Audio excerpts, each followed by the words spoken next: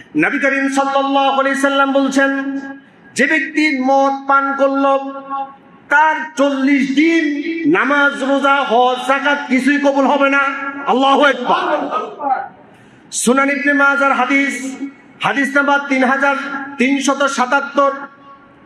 عن ابن عمر رضي الله تعالى عنه قال قال رسول الله صلى الله عليه وسلم من شرب الخمر وسكر لم تقبل له صلاة 40 صباحا وإن مات دخل النار أن يسقيه من ردغة الخبال يوم القيامة قالوا يا رسول الله صلى الله عليه وسلم وما ردغة الخبال قال عصارة أهل النار أكبر من الله أكبر।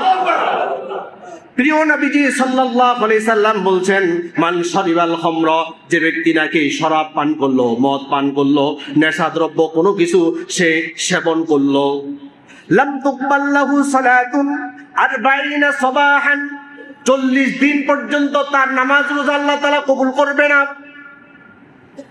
ওয়া ইন মাতা দাখালান নার, এই অবস্থায় যদি সে ইন্তেকাল করে সে জাহান্নামে চলে যাবে।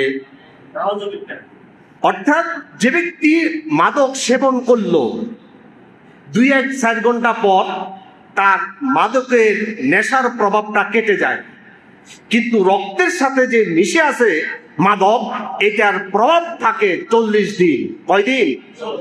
40 দিন। লাম তুকবাল লাহু সালাতুন 40 সাবাহা, 40 দিন পর্যন্ত তার নামাজ আল্লাহর দরবারে কবুল হবে না। ওয়াইন মাতা দাখালান নার, এই অবস্থায় যদি সে মারা যায়, এই 40 দিনের ভিতরে মারা গেলে আল্লাহ তাআলা তাকে জাহান্নামে ফেলে দিবে। নাউযুবিল্লাহ। কারণ কি?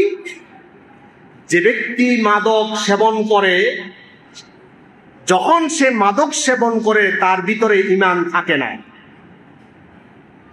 রাসূলের হাদিস থেকে শুনেন, সহিহ বুখারীর হাদিস নাম্বার 2475। عن أبي هريرة رضي الله تعالى عنه قال قال رسول الله صلى الله عليه وسلم لا يزني الزاني حين يزني وهو مؤمن ولا يشرب الخمر حين يشرب وهو مؤمن ولا يسرق حين يسرق وهو مؤمن।